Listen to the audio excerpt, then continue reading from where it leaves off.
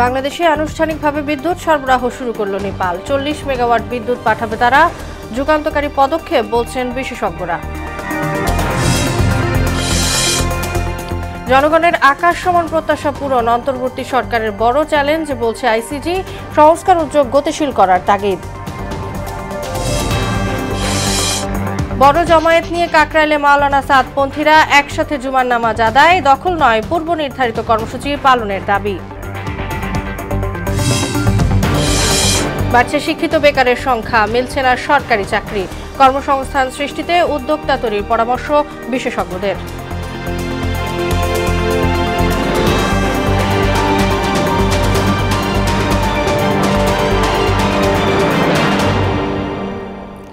আসসালামু আলাইকুম, সবাইকে মোহনা সংবাদে স্বাগত। শুনছিলেন শিরোনাম, সঙ্গে আছি তাসনুবা বিনতে তাহের।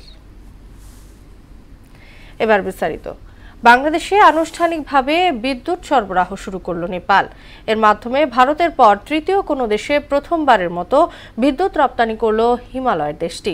শুক্রবার নেপালের রাজধানী কাঠমান্ডুতে ভার্চুয়াল অনুষ্ঠানের পর বিদ্যুৎ রপ্তানি শুরু হয়। সব মিলিয়ে বাংলাদেশে 40 মেগাওয়াট বিদ্যুৎ পাঠাবে তারা। এদিকে বিষয়টিকে যুগান্তকারী পদক্ষেপ বলছেন বিদ্যুৎ ও জ্বালানি বিশেষজ্ঞ মোল্লা এম আমজাদ হোসেন। আরও জানাচ্ছেন মাহবুব হাসান রিপন। অক্টোবরের শুরুতে নেপাল থেকে বিদ্যুৎ রপ্তানি ত্রিপক্ষীয় চুক্তি করে বাংলাদেশ। চুক্তি অনুযায়ী শুক্রবার নেপালের রাজধানী কাঠমান্ডুতে ভার্চুয়াল অনুষ্ঠানের পর আনুষ্ঠানিকভাবে তৃতীয় দেশ হিসেবে বাংলাদেশে শুরু হয় বিদ্যুৎ রপ্তানি। চুক্তি অনুযায়ী নেপাল থেকে প্রতি ইউনিট বিদ্যুৎ বাংলাদেশ কিনবে 8.17 রুপিতে, যার মধ্যে ভারতের সঞ্চালন লাইনের খরচও থাকবে। জানা গেছে দেশটি বাংলাদেশে বিদ্যুৎ পাঠাবে তাদের দুটি কেন্দ্র থেকে। এর মধ্যে 25 মেগাওয়াট ত্রিশুলি আর 22 মেগাওয়াট বিদ্যুৎ আসবে চিমলি হাইড্রো পাওয়ার প্রজেক্ট থেকে। বিষয়টি বাংলাদেশের জন্য যুগান্তকারী পদক্ষেপ বলছেন এই জ্বালানি বিশেষজ্ঞ। নেপাল থেকে 40 মেগাওয়াট বিদ্যুৎ আমদানি শুরু করেছে আজ থেকে। এটা আর একটা যুগান্তকারী পদক্ষেপ বাংলাদেশের জন্য। তার কারণ এর আগে এখন পর্যন্ত ভারতের দুইটি পয়েন্ট থেকে ত্রিপুরা এবং ভেড়ামারা পয়েন্ট দিয়ে 1160 মেগাওয়াট বিদ্যুৎ আমদানি হচ্ছে, এবং এই ছাড়াও চাঁপাইনবাবগঞ্জ পয়েন্ট দিয়ে আদানির বিদ্যুৎ কেন্দ্র থেকে 1400 মেগাওয়াট বিদ্যুৎ আমদানি করছে বাংলাদেশ। কিন্তু নেপাল থেকে বিদ্যুৎ আমদানি আজকে যে সূচনা হলো, এটা সত্যি সত্যি একটি যুগান্তকারী পদক্ষেপ। বাংলাদেশের আঞ্চলিক বিদ্যুৎ বাণিজ্য বাড়ানোর জন্যে পর্যায়ক্রমে নেপাল থেকে বিদ্যুৎ সরবরাহ আরও বাড়বে এবং ভুটানকেও এর সাথে যুক্ত করা যাবে, এটাই প্রত্যাশা করছি। চীনের বার্তা সংস্থা সিনহুয়াকে নেপাল বিদ্যুৎ কর্তৃপক্ষের মুখপাত্র চন্দন কুমার ঘোষ জানান, নেপাল 2025 সাল থেকে 2029 সাল পর্যন্ত প্রতি বছরের 15 জুন থেকে 15 নভেম্বর পর্যন্ত বিদ্যুৎ সরবরাহ করবে। অর্থাৎ বছরের একটি নির্দিষ্ট সময় পর্যন্ত ঢাকায় আসবে নেপালের বিদ্যুৎ। মাহবুব হাসান রিপন, মোহনা সংবাদ। নতুন বাংলাদেশ গঠনে অন্তর্বর্তী সরকার যে সংস্কার উদ্যোগ নিয়েছে তার বাস্তবায়ন করা যথেষ্ট কঠিন হবে। বিশেষ করে জনগণের আকাশ সমান প্রত্যাশা পূরণ করা সরকারের জন্য বিরাট চ্যালেঞ্জ হয়ে দাঁড়াবে। এক প্রতিবেদনে এমন পর্যবেক্ষণ জানিয়েছে ব্রাসেলস ভিত্তিক সংস্থা আন্তর্জাতিক ক্রাইসিস গ্রুপ আইসিজি। অন্তর্বর্তী সরকারের 100 দিন পূর্তি উপলক্ষে প্রকাশিত প্রতিবেদনে সংস্কার বাস্তবায়ন উদ্যোগ গতিশীল করার তাগিদ দিয়েছে সংস্থাটি। বিস্তারিত কাজী শাহরিনের রিপোর্টে। ছাত্র জনতার অভ্যুত্থানের মুখে গত 5 অগস্ট শেখ হাসিনা সরকারের পতন হয়। এরপর 8 অগস্ট নোবেল বিজয়ী অর্থনীতিবিদ অধ্যাপক ডক্টর মোহাম্মদ ইউনূসের নেতৃত্বে অন্তর্বর্তীকালীন সরকার দায়িত্ব নেয়। দায়িত্ব নেওয়ার 100তম দিবসে অন্তর্বর্তী সরকারের সংস্কার পরিকল্পনা নিয়ে এই রিপোর্টটি প্রকাশ করে আইসিজি।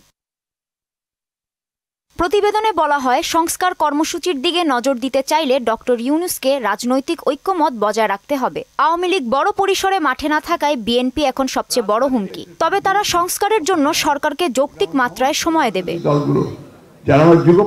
শেখ হাসিনা বিরোধী আন্দোলনে জামায়াতে ইসলামী ও হেফাজতের গুরুত্বপূর্ণ ভূমিকা থাকায় এখন তাদের প্রভাবও বেড়েছে। এই অবস্থায় তাদের সঙ্গে আলোচনা করাটাও জরুরি বলে প্রতিবেদনে মত দেয়া হয়েছে।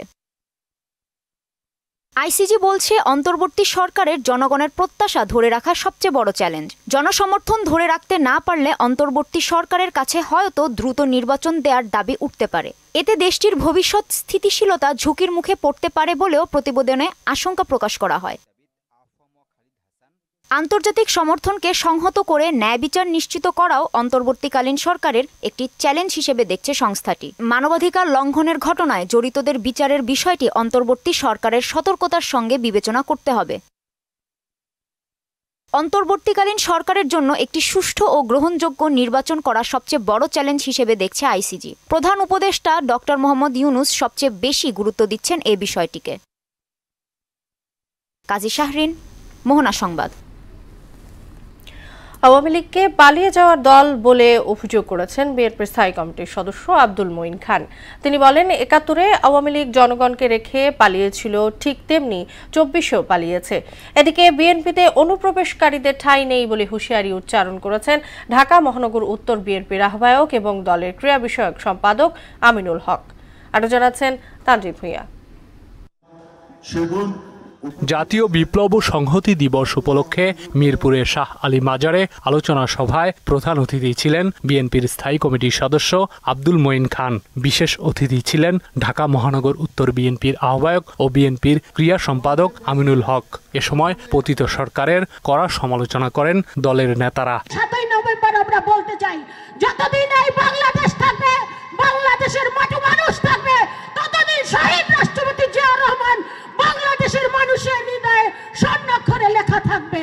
বিএনপিতে অনুপ্রবেশকারীদের কোনো ঠাঁই নেই জানিয়ে স্বৈরাচার সরকারের বিচার দাবি করেন কেন্দ্রীয় নেতা আমিনুল হক। এ সময় দ্রব্যমূল্য নিয়ন্ত্রণে সিন্ডিকেট ভাঙতে না পারায় অন্তর্বর্তী সরকারের সমালোচনা করেন তিনি। নিজে যে গত ১৭ বছর যে কষ্ট করেছেন, যে লড়াই করেছেন, সেটা এক মুহূর্তের ভিতরে নষ্ট করে দিবেন না।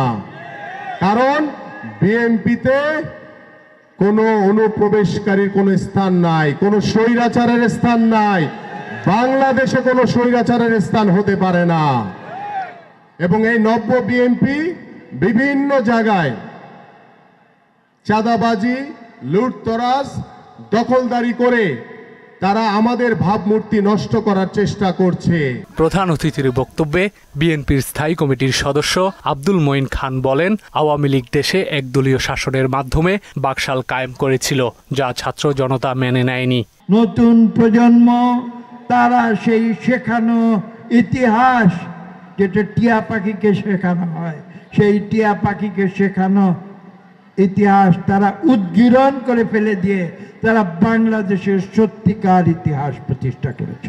৭২ থেকে ৭৫ মাত্র ৩ বছরের ব্যবধানে সেই বাংলাদেশকে একটি একদলীয় বাকশালে পরিণত করেছিল এই আওয়ামী লীগ।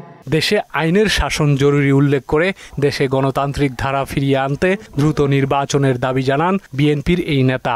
আগামীতে এই অন্তর্বর্তীকালীন সরকার একটি সুষ্ঠু নিরপেক্ষ নির্বাচন দেবে। তানজিদ ভূঁইয়া, মোহনা সংবাদ, ঢাকা। বড় জামায়াত নিয়ে কাকরাইল মার্কাজ মসজিদে জুমার নামাজ আদায় করলেন সাতপন্থীরা। ওয়াক্ত শুরু হওয়ার সঙ্গে সঙ্গে বেলা ১২টা ১০ নামাজ শুরু হয়ে শেষ হয় 12:30টায়। এর আগে সকাল থেকে কাকরাইলে মসজিদ প্রাঙ্গণে জড়ো হতে থাকে সাতপন্থীরা। তাদের দাবি, দখল নয়, নির্ধারিত সময়সূচি অনুযায়ী তারা অবস্থান নিয়েছেন। বিস্তারিত জানাচ্ছেন মনিরুল ইসলাম। ২০১৭ সালে মাওলানা জুবায়ের ও ছাদপন্থীদের সংঘর্ষ সমাধানে হস্তক্ষেপ করে তৎকালীন সরকার। দুই গ্রুপের উপস্থিতিতেই একটি সমাধানও করা হয়। সমাধানের অংশ হিসেবে মাওলানা জুবায়ের পন্থীরা ৪ সপ্তাহ ও ছাদপন্থীরা ২ সপ্তাহ করে জুমার নামাজ আদায় করবে, এমন সমঝোতা হয়। এরই অংশ হিসেবে সকাল থেকেই রাজধানীর বিভিন্ন স্থান থেকে কাকরাইল মসজিদের সামনে জড়ো হয় ছাদপন্থী মুসল্লিরা। তবে কোনো দখল নয়, ৭ ডিসেম্বর সোহরাওয়ার্দী উদ্যানে ছাদপন্থীদের মহাসমাবেশের প্রচারণার অংশ হিসেবেই এসেছেন তারা। ৭ তারিখে একটা প্রোগ্রাম হয়েছে, আমাদেরকে কাকরাইলের চাবি আর কখনো দিবে না। তো সেই সুবাদে আমরা সরকারের ঊর্ধ্বতন কর্মকর্তাদের কাছে বসছি, উপদেষ্টা মণ্ডলীদের কাছে বসছি, সেই সুবাদে তারা আমাদেরকে আজকে চাবি দিচ্ছে। আমরা সবাই ভাই ভাই, আমাদের মধ্যে যাতে কোনো ধরনের ভেদাভেদ মতপার্থক্য না হয়। বেলা 12টার আগে হাজার হাজার লোকে পরিপূর্ণ হয়ে যায় কাকরাইল এলাকা। প্রধান সড়ক পার হয়ে প্রধান বিচারপতির বাসভবন ছাড়িয়ে কাকরাইল মোড় পর্যন্ত রাস্তায় দাঁড়িয়ে জুম্মা আদায় করেন মুসল্লিরা। মার্কাজ মসজিদ ও টঙ্গী ইজতেমা ময়দান দখলকে কেন্দ্র করে তাবলিগের দুই গ্রুপের মধ্যে দ্বন্দ্ব তীব্রতর হচ্ছে। দুই গ্রুপ পাল্টাপাল্টি বক্তব্য দিচ্ছে। সাদপন্থীরা বলছেন তারা বৈষম্যের শিকার। আমাদের আমি যদি না হয় তাহলে ইজতেমা হয়, ইজতেমা হইলে সারা পৃথিবীর মানুষ আসে না। ইজতেমা, বিশ্ব ইজতেমা মানে হলো সারা পৃথিবীর মানুষ ইজতেমায় আসে। আমরা এই বিশ্ব ইজতেমা করব, যে কোনো বিনিময় হোক ইনশাআল্লাহ। বাংলাদেশি কিছু উলামা একরাম এখানে বিভ্রান্তি ছড়াচ্ছে। আমি চাই যে সবাই আলেম, আমরা একই কালেমে দাওয়াত দিয়েছি, সবাই যেন একই দাওয়াত দিবে। তবে এদিন জুবায়েরপন্থীদের কারো দেখা মেলেনি। কঠোর নিরাপত্তা ব্যবস্থার মধ্যেই তারা জুমার নামাজ আদায় করেন। নিরাপত্তার স্বার্থে কাকরাইল মসজিদের পাশে রমনা ও প্রধান উপদেষ্টার বাসভবনে যাওয়ার পথটি বন্ধ করে দেওয়া হয়। বিশ্ব ইজতেমা এবং কাকরাইল মসজিদ নিয়ে সাদপন্থী এবং জুবায়েরপন্থীদের দ্বন্দ্ব বহুদিনের। কিছুতেই এই সংকট নিরসন হচ্ছে না। ইসলাম একটি পূর্ণাঙ্গ জীবন বিধান, কিন্তু সেই ইসলামেই সংঘাত এবং দ্বিধাদ্বন্দ্ব কতটা সাংঘর্ষিক সেটি এখন বড় প্রশ্ন। মনিরুল ইসলাম, মোহনা সংবাদ, ঢাকা। বৈষম্য বিরোধী ছাত্র আন্দোলন কেন্দ্রীয় কমিটির পক্ষ থেকে রায়েরবাজার বধ্যভূমিতে গণকবর জিয়ারত, শহীদ পরিবার ও আহতদের সঙ্গে দেখা করেছেন 4 কেন্দ্রীয় সমন্বয়ক। এ সময় শহীদ পরিবারের সদস্যরা ফ্যাসিস্ট আওয়ামী লীগ সরকারের কড়া সমালোচনা করেন। এ সময় সমন্বয়করা বলেন, জুলাই গণ অভ্যুত্থান আর সকল ঘটনার জবাবদিহি নিশ্চিত করতে হবে। এজন্য অন্তর্বর্তীকালীন সরকারের প্রয়োজনীয় পদক্ষেপ নেয়ার দাবি জানান তারা। আমি চাই এই যে আওয়ামী লীগ, ছাত্রলীগ, এটা যদি মারাও যায়, মৃত্যুবরণ করে, এদের যাতে জানাজা বর্ণ না হয়। এখন ছেলের লাইকা তুমি ডাল পাতা এখন খাওয়াইতাম পারি না, বলছে এখনকার আমার এই বুকের সন্তান, ছেলে সন্তান নিয়ে গেছে, আমি এইটার প্রতিশোধ আমি। আজকে হলো গিয়ে রায়েরবাজারে হলো গিয়ে গণকবরে গিয়েছে। এখনো কিন্তু অনেকগুলো লাশ আছে যারা অজ্ঞাত, এখনো তারা তাদের পরিবারের কাছে হস্তান্তর করতে পারেনি এবং পরিবাররা জানেও না যে তাদের সন্তানেরা, তাদের বাবা মায়েরা কোথায়। বিশ্ববিদ্যালয়ে ডিগ্রিধারীর সংখ্যা বাড়লেও সেই অনুপাতে বাড়েনি সরকারি চাকরির সুযোগ। কর্মসংস্থান সৃষ্টিতে উদ্যোক্তা তৈরির জন্য নেই বিশেষ কোনো উদ্যোগ। শিক্ষার্থীদের দাবি, এ কারণে প্রতি বছর লাফিয়ে বাড়ছে শিক্ষিত বেকারের সংখ্যা। এমন বাস্তবতায় ঋণ সহজীকরণের পাশাপাশি আন্তর্জাতিক শ্রমবাজারে অবস্থান তৈরির পরামর্শ বিশেষজ্ঞদের। এমআর আসাদের প্রতিবেদন। সরকারি চাকরি যেন সোনার হরিণ, আর এজন্য দরকার পাবলিক বিশ্ববিদ্যালয়ের ডিগ্রি। সবার ধারণা, সামাজিক প্রতিষ্ঠা আর নিরাপত্তা নিশ্চিতে সরকারি চাকরির কোনো বিকল্প নেই। কিন্তু জীবনের সবচেয়ে মূল্যবান সময় আর অর্থ ব্যয়ের পর কতজনের ভাগ্যে জোটে এ সোনার হরিণ? তার জব সিকিউরিটি, তার ফিউচারের সিকিউরিটি, লাইফ সিকিউরিটি যদি হচ্ছে নিশ্চিতভাবে সফলভাবে থাকতো, তাহলে হচ্ছে আমার মনে হয় এই জায়গাটায় হচ্ছে আরেকটু আমরা যে তরুণরা বিভিন্ন দিকে ছড়িয়ে যেতে, শুধু সরকারি চাকরি না, সবাই চাকরির দিকে যোগ, আবার সরকারি চাকরির দিকে বিশেষ করে। এটা যদি ব্যক্তিগত পর্যায়ে যে এরকম চিন্তা ভাবনাটা এরকম হতো যে আমার চাকরি না হলে সমস্যা নেই, আমি উদ্যোক্তা হব, এই কোনো ব্যবসা করব। সরকারি চাকরির কাঙ্ক্ষিত লক্ষ্যে পৌঁছাতে না পারলেও অন্ততপক্ষে সমাজে মাথা উঁচু করে বাঁচার সুযোগ পাওয়াও সহজ নয়। দেশসেরা বিশ্ববিদ্যালয়ের সনদ হাতে নিয়েও বছরের পর বছর কেন থাকতে হয় বেকার? নতুন কিছু তৈরি করার যে ফাংশনটা, এই ফাংশনটা আসলে, এই স্বপ্নটা আসলে আমাদের শিক্ষার্থীদেরকে, আমাদের প্রতিষ্ঠানগুলো দেখাতে পারছে না। যেখানে বিশ্ববিদ্যালয়ের প্রয়োজন নাই তেমন জায়গাতে বিশ্ববিদ্যালয় খুললে দেখবেন শুধু শিক্ষিত বেকার, প্রচুর পরিমাণে শিক্ষিত বেকার, কিন্তু সেই বেকারগুলো দেখবেন ততটা দক্ষ না। শিক্ষিত জনগোষ্ঠীকে উদ্যোক্তায় পরিণত করতে সহজ শর্তে ঋণ সহ প্রয়োজনীয় নীতিগত সহায়তার দাবি মেধাবীদের। পড়াশোনা শেষে যদি উদ্যোক্তা হওয়ার ইচ্ছা থাকে, বিভিন্ন ব্যাংক থেকে যদি ঋণ পায় বা এরকম কোনো একটা আর্থিক সুবিধা পায়, তখন সে যেতে পারবে। ভর্তি ইয়ারের ক্ষেত্রে এমন কিছু সাবজেক্ট বা এমন কিছু যুক্ত করা উচিত যেটা পরবর্তীতে প্রাইভেট সেক্টরে যাওয়ার জন্য উপযোগী। উন্নয়ন সহযোগী দেশগুলো শ্রমবাজারের চাহিদা আমলে নিয়ে শিক্ষাক্রম ঢেলে সাজানোর পরামর্শ দিলেন ঢাকা বিশ্ববিদ্যালয়ের এ শিক্ষক। উচ্চ শিক্ষার পাশাপাশি দেশের ডিমান্ড অনুযায়ী কি ধরনের গ্রাজুয়েট তৈরি করা দরকার, সেই অনুযায়ী বিশ্ববিদ্যালয় তৈরি করা দরকার।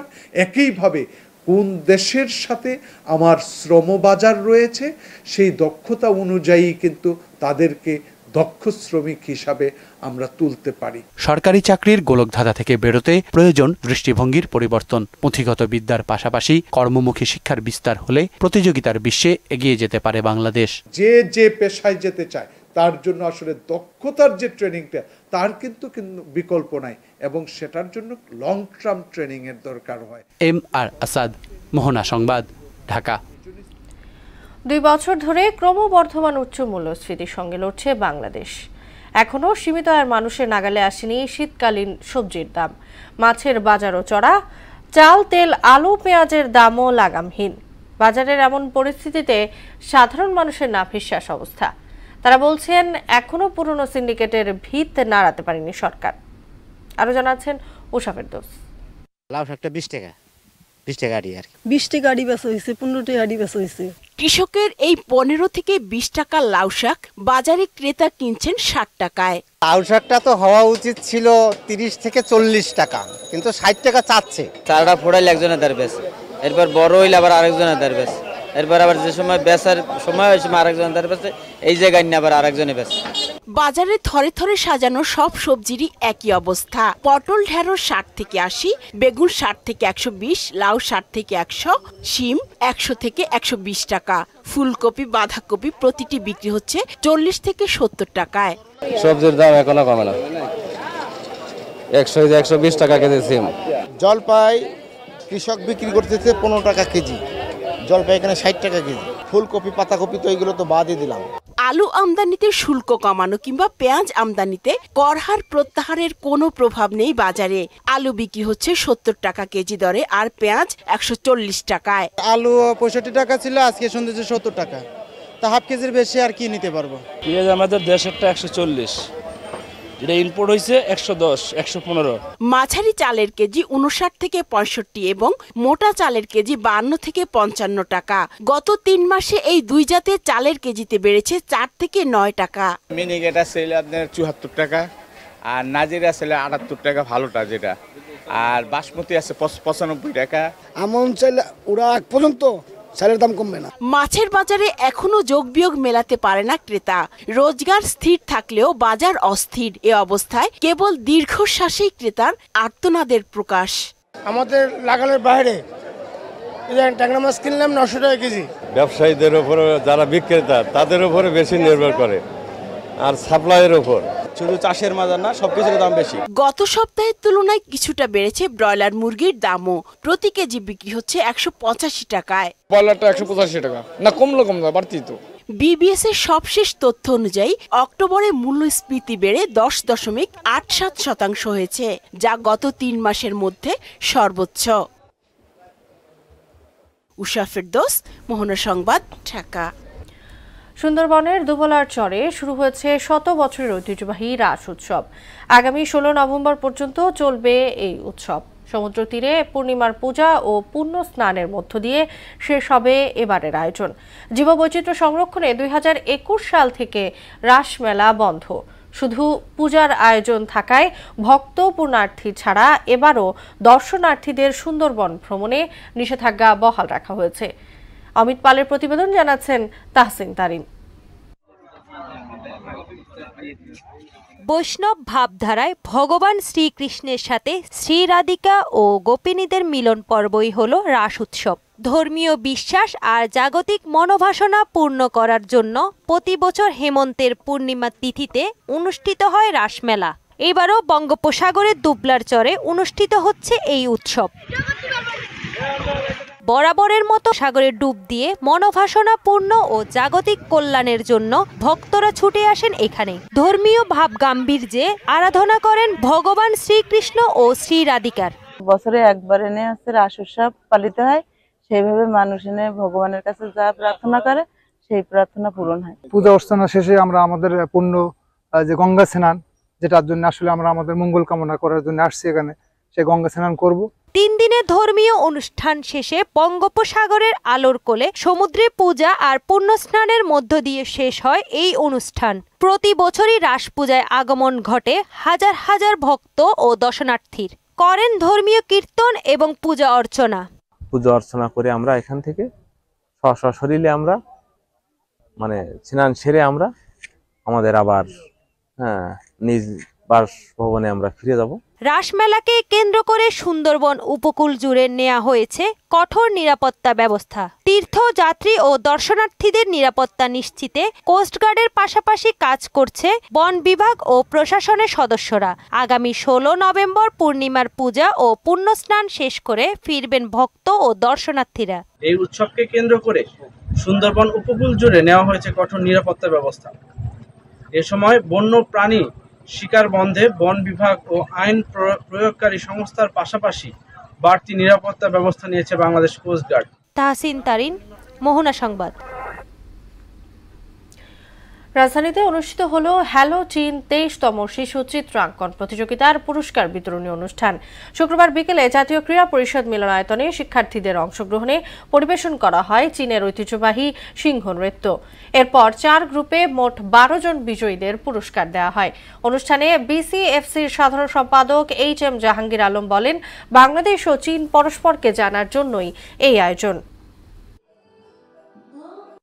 আমরা এর মাধ্যমে চীনকে জানবো, বাংলাদেশকেও চীনের জনগণকে জানাবো, এটির পত্র নিয়ে আমরা কাজ করে আসছি। আমি আমার সংগঠনের পক্ষ থেকে এবং আমরা যারা অ্যাসোসিয়েট ছিলাম BSPA, চায়না এমবেসি, CMT সকলের পক্ষ থেকে আপনাদের সকলের কাছে আমি কৃতজ্ঞতা জানাচ্ছি। দেশের বাইরের খবর। দায়িত্ব গ্রহণের পর প্রথম কাজই হবে রাশিয়া ইউক্রেন যুদ্ধ বন্ধ করা, জানিয়েছেন যুক্তরাষ্ট্রের নবনির্বাচিত প্রেসিডেন্ট ডোনাল্ড ট্রাম্প। শুক্রবার ফ্লোরিডায় আমেরিকা ফার্স্ট পলিসি ইনস্টিটিউটের অনুষ্ঠানে অংশ নিয়ে তিনি এই ঘোষণা দেন। নির্বাচনের পর এটি ট্রাম্পের জনসম্মুখে দেয়া প্রথম দীর্ঘ বক্তব্য। এ সময় যুক্তরাষ্ট্রের স্বাস্থ্য ও মানব সেবা বিভাগের প্রধান হিসেবে রবার্ট F. কেনেডি জুনিয়রের নাম ঘোষণা করেন ট্রাম্প। এদিকে জাতিসংঘে নিযুক্ত ইরানের রাষ্ট্রদূতের সঙ্গে সাক্ষাৎ করেছেন টেসলার CEO ও এক্সের স্বত্বাধিকারী ধনকুবের ইলন মাস্ক। শ্রীলঙ্কায় আগাম পার্লামেন্ট নির্বাচনে বড় জয় পেয়েছে দেশটির নতুন বামপন্থী প্রেসিডেন্ট অনুরাকুমারা দিশানায়কের নির্বাচনী জোট ন্যাশনাল পিপলস পাওয়ার NPP। নতুন প্রেসিডেন্ট শপথ নেওয়ার মাত্র 7 সপ্তাহ পর দেশটিতে পার্লামেন্ট নির্বাচনের ভোট গ্রহণ অনুষ্ঠিত হয়। বার্তা সংস্থা AFP জানিয়েছে, মূলত দেশের অর্থনৈতিক সংকট সৃষ্টির জন্য এবার বড় দলগুলোকে প্রত্যাখ্যান করেছেন শ্রীলঙ্কার ভোটাররা। শেষ করব মোহনা সংবাদ, যাবার আগে সুনামগুলো জানিয়ে দিচ্ছি আরো একবার।